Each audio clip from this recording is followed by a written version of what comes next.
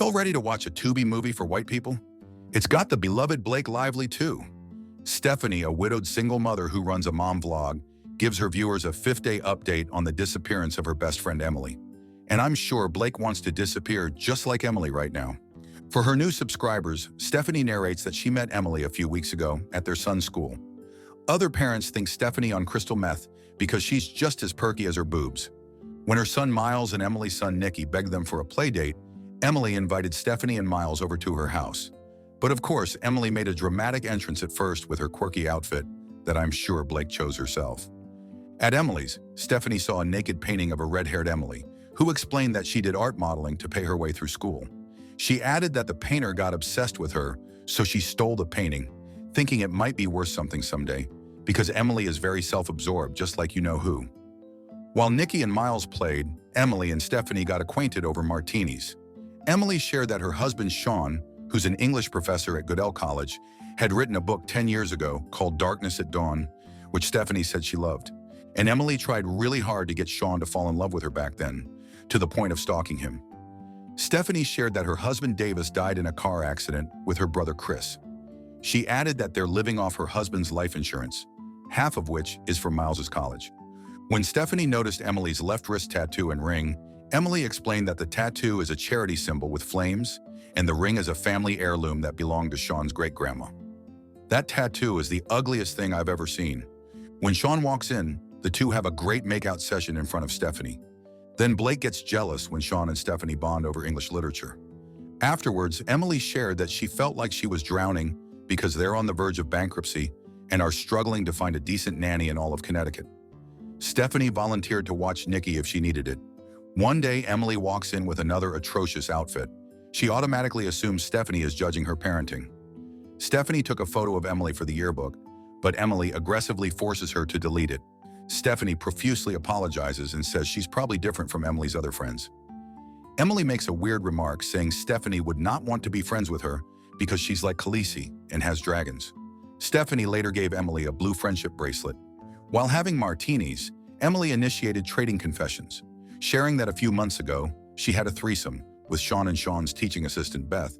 Stephanie then hesitantly shared that she got her back broken by her paternal half-brother Chris after meeting him at their dad's funeral when she was a senior in high school. "Oh, I just knew there was some inbred in that white family." Emily calls her a brother fucker. The next day, Emily asked Stephanie to pick Nicky up at school because Sean was in London and she was busy at work. Stephanie babysat Nicky and grew worried after not hearing from Emily for hours.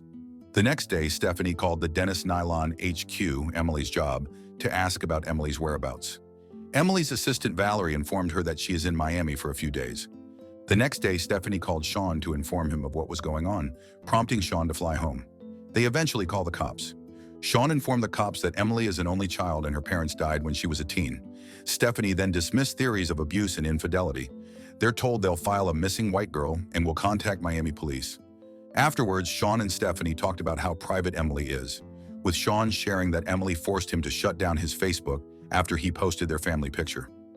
Because of the case's surprisingly slow progress on a missing whitey, Stephanie decided to investigate on her own.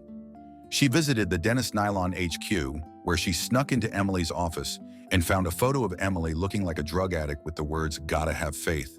She took the photo and used it to make missing person flyers. Detective Somerville informed Sean that Emily rented a white Kia and paid in cash for a 2-day rental. Continuing her update in the present day, Stephanie informs her audience about the white Kia and its plate number.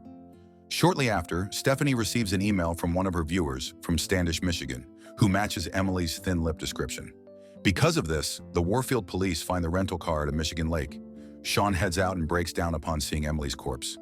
The next day, Stephanie thanks her audience for helping in the case and sadly informs them that thin-lipped Emily is dead. On the day of the funeral, the Asian kid beats up his whitey friend, angry at the world and blames Stephanie for his mom's death, then calls his dad a loser. This kid's savage AF. That night, Stephanie puts little chow mein to bed and then comforts Sean, which leads to mommy Pilates in bed. The next day, Stephanie moves Emily's naked painting into Emily's walk-in closet. Shortly after, Somerville arrives and asks Stephanie about Emily's mental state in marriage before revealing that her autopsy states that she was an alcoholic and a heroin addict, which Stephanie finds hard to believe since she never saw signs. But y'all was always day drinking, so I'm confused. Suspecting Sean and Stephanie are breaking each other's backs, Somerville asks if she's aware of Sean taking out an extra $4 million life insurance policy on Emily before she disappeared. At dinner, Nikki tells Sean and Stephanie that he and Miles saw pouty-lipped Emily at school and insists that he's not hallucinating since Emily even asked him to say hi to Stephanie for her. The two parents think Nikki is lying, so he literally says "faux you." Later, Stephanie puts the kids to sleep and smells Emily's perfume all over Nikki as she gives him a kiss. She also sees the blue friendship bracelet she gave Emily on Nikki's bedside table. Stephanie informs Sean about the perfume and bracelet and starts to believe Nikki. However, Sean reminds her that they both saw Emily's corpse with the wrist tattoo and the ring Emily stole from his mother. A confused Stephanie tells him that Emily said his mother gave her that ring, prompting Sean to reveal that Emily stole it the weekend he brought her to London to meet his mom. Emily revealed all of this to Sean on a plane, and it got him hard enough to join the Mile High Club. When asked why he didn't leave her, he says he was spellbound because she's the only woman he can never fully figure out, and her wide-set vagina was something he adored. When Sean asks Stephanie to move in with him, she tells him she doesn't do threesomes and explains that Emily told her about Beth. He tells her that it never happened and that Emily is a pathological liar. Maybe life imitating art, allegedly. When asked about the insurance, he tells her that when she told Emily that they're living off her husband's insurance money, Emily thought they needed policies out for Nikki's sake. They declare their love for each other and Stephanie agrees to live with him. Stephanie takes Emily's clothes out of her closet, sells her house, and starts moving their stuff into Emily's house. To her horror, when she goes to put her clothes in Emily's closet, she sees all of Emily's clothes back in the closet, exactly as they were before she removed them. Nikki gives Stephanie an envelope, saying Emily asked him to give it to her. Inside, she finds a photo of her with Miles, Davis, and Chris. Under them are the words, "Brother fucker." Shortly after, Stephanie receives a call from Emily, who implies that Sean is her accomplice.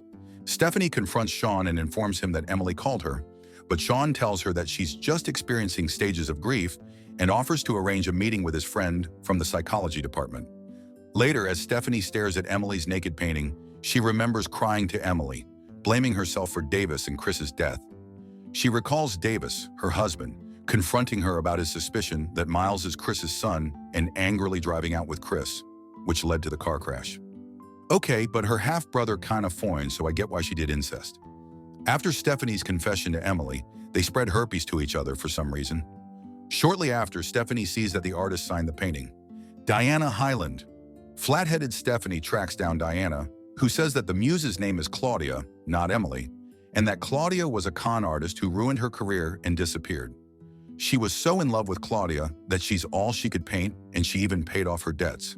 When asked about heroin in Michigan, Diana says Claudia would never touch it and gives her Claudia's Squaw Lake Bible Camp t-shirt. Stephanie drives to Squaw Lake Bible Camp, where she finds photos of twin blonde girls Hope and Faith McLandon. Could y'all imagine two Blake Lively's in real life? She tracks down the twins' mother, Margaret, and poses as a cleaner so she can enter her house. When shown the Gotta Have Faith photo, Margaret confirms that it's her daughter Faith, who's an addict. Margaret says her kid was a nightmare and was born rotten. After Margaret says that she and her husband were estranged and were living in separate wings of the house the night of the fire that burned down the West Wing, Margaret says it was arson. At a local library, Stephanie finds a newspaper article about teen twins vanishing after a deadly house fire. Stephanie uses her vlog to let Emily know everything she knows while making it sound like she's just addressing her audience, angering Emily. Afterwards, Stephanie raps in her car for feeling victorious. This movie is so unserious. Upon returning home, Stephanie emails Ms. Prager, the agent handling Emily's insurance, as Bruce, the McLandon Manor's caretaker, with the necessary attachments. He says he thinks Emily is one of his boss's missing twins and is committing insurance fraud by killing her twin so she can fake her death and collect her insurance money. Emily appears, shocking Sean, and says she did what she did for Nikki and confronts him for banging Stephanie. She then threatens to bring him down with her if Stephanie messes up the insurance. To not trigger Emily, he swears he doesn't love Stephanie. When Sean returns home, he finds Stephanie with Prager, who tells him that she's investigating the possibility that the corpse found may have been Emily's twin. After Prager leaves, Sean confronts Stephanie for not telling him that Emily has a twin. On her vlog, Stephanie says that flowers aren't the only ones that can be a tombstone tribute, so she plans to visit Emily's grave with the martini they enjoy drinking together. Because of this, Emily appears at her grave while Stephanie is there. Emily shares that they're triplets, but their sister Charity was stillborn. Stephanie then expresses her theory that they burned their father because he was abusive. When asked why they parted ways, Emily says they can't stay together after the fire because the cops were looking for them. They got matching tattoos and set the time and place to reunite after the smoke clears. But Faith didn't show up, so she decided to start over, make a life for herself, and never look back. Emily says Faith found her on Facebook, so she fabricated the trip to Miami to meet her in their old camp. Faith had threatened her for $1 million and would reveal the truth to the cops. When Emily says Faith killed herself and she just found her corpse the next morning, Stephanie sees through her Blake Lively lies and says she drowned her, correctly guessing the truth. Continuing her lie, Emily says Sean knew about it, and it was his idea to take the opportunity to fake her death so they can get out of debt and flee the country.